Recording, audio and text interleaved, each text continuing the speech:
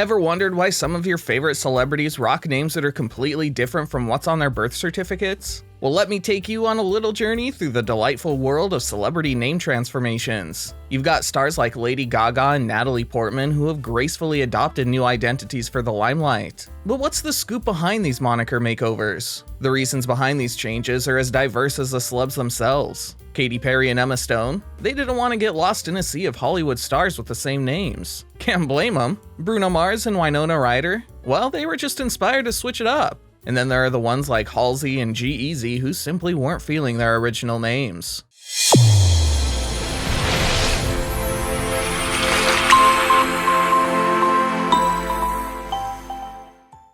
Take Joaquin Phoenix for example. You might know him as the enigmatic actor, but did you know he once went by Leaf? Yep. When he was a young actor, he wanted to share a nature-themed name with his siblings. But then at age 15, he decided Joaquin suited him better. And fun fact, his parents changed their last name to Phoenix to symbolize a fresh start after leaving a cult. They've got quite the story, don't they?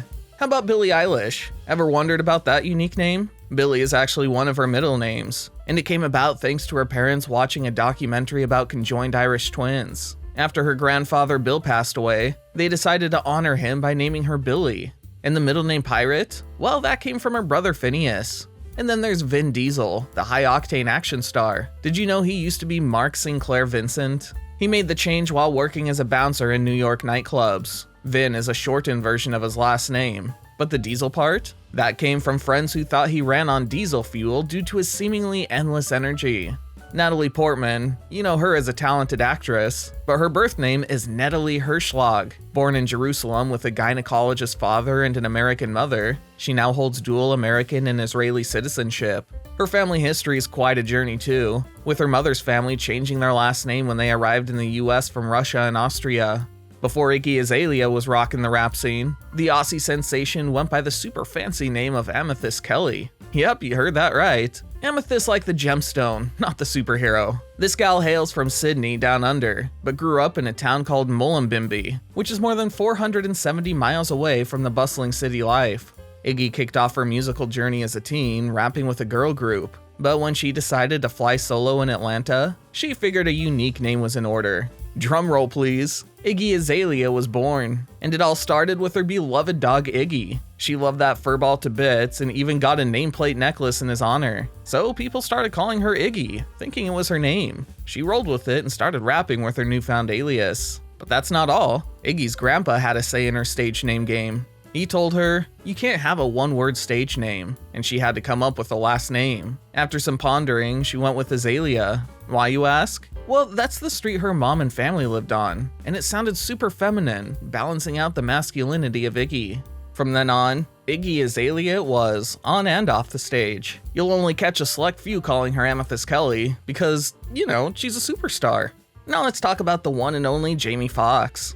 Before he became a household name, he was just plain old Eric Bishop. But when he decided to give comedy a shot in 1989, he knew he needed a snazzier name to light up the stage. And who do we have to thank for this fantastic transformation? His girlfriend at the time, of course. Back in the day, comedy shows often called women up on stage to perform before the guys. Tired of waiting in the shadows, Jamie decided to level the playing field by adopting a unisex moniker, Jamie.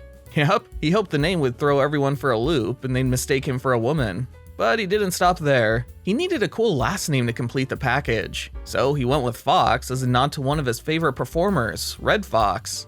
Then we've got Halsey, whose real name is Ashley Nicolette Frangipan. The gal decided it was time for a change, a new identity if you will. In an interview with Cosmopolitan, the 28-year-old dynamo spilled the tea on her journey. She had no money, and as she put it, all the odds against me. Now that's what you call starting from the bottom.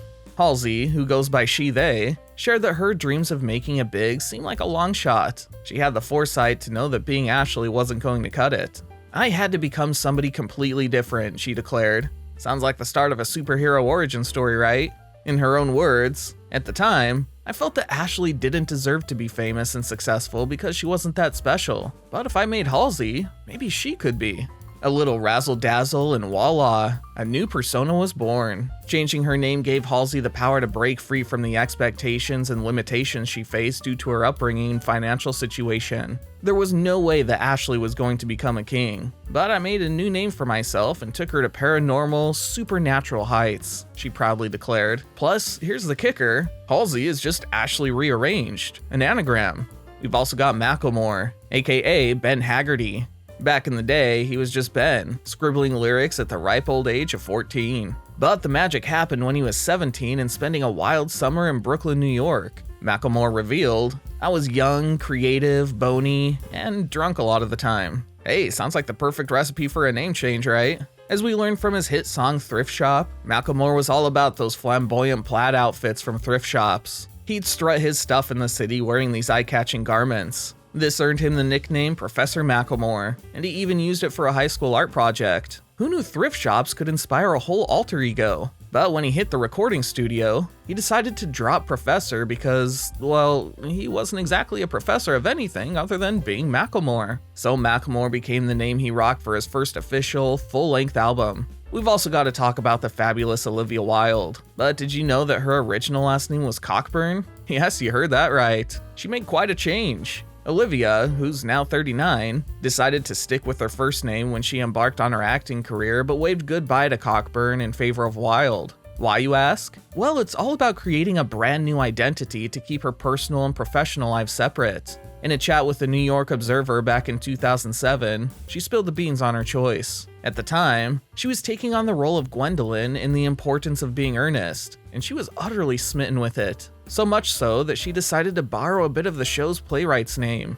That's right, she became Olivia Wilde in honor of the legendary Oscar Wilde. Now, why Oscar Wilde? According to Olivia, he's someone she deeply respects for a bunch of fantastic reasons. A true revolutionary, a comedian, and a profound thinker. It's quite the homage, right? But she didn't anticipate that people would find her new last name kinda sexy. Now let's hop over to the world of music with the incomparable Elton John. You might know him for his outrageous outfits and unforgettable tunes, but did you know he started his life as Reginald Kenneth Dwight? Our musical maestro, who's now 76, grew up tinkering on the piano from the tender age of 3, but it wasn't until 1987 that he shared why he made the switch to Elton John. In his own words, becoming Elton John was like a new lease on life. You see, he wasn't exactly thrilled with his birth name, Reg Dwight. It carried a whole lot of unhappy memories. And let's not forget that he absolutely loathed the word Reg. He described it as horrible. But as soon as he embraced Elton, it was like he'd become a whole new person. Bruno Mars, another hitmaker known for his smooth voice and catchy tunes, didn't start out as Bruno Mars at all. No sir, his original name was Peter Jean Hernandez. So why the change? Well, it turns out that his dad had a little something to do with it. Bruno revealed, "My dad nicknamed me Bruno since I was 2 years old." Now that's some early inspiration. And where did the name Bruno come from, you ask? It was actually a nod to the professional wrestler Bruno Sammartino. So thanks to his dad and a wrestling legend, we got the Bruno Mars we know and love today. But what about that Mars part, you might wonder? Well, Bruno initially wanted to go by just Bruno, but he felt like something was missing, and that's where Mars came into the picture. He described it as sounding bigger than life, and that's exactly how his music feels, right? Simple as that. Some people wrongly thought Bruno changed his name to hide his Puerto Rican heritage on his father's side. Bruno set the record straight, saying, "I never once said I changed my last name to hide the fact that I'm Puerto Rican. That's so insulting to me, to my family." He proudly declared that his last name is Hernandez. And his father, well, he's got a pretty unique name too, Pedrito Hernandez, who Bruno affectionately describes as a Puerto Rican pimp. This really makes you wonder, would these celebrities ever have become as famous as they are had they kept their original names? That'll be all for the video, folks. Thanks for watching.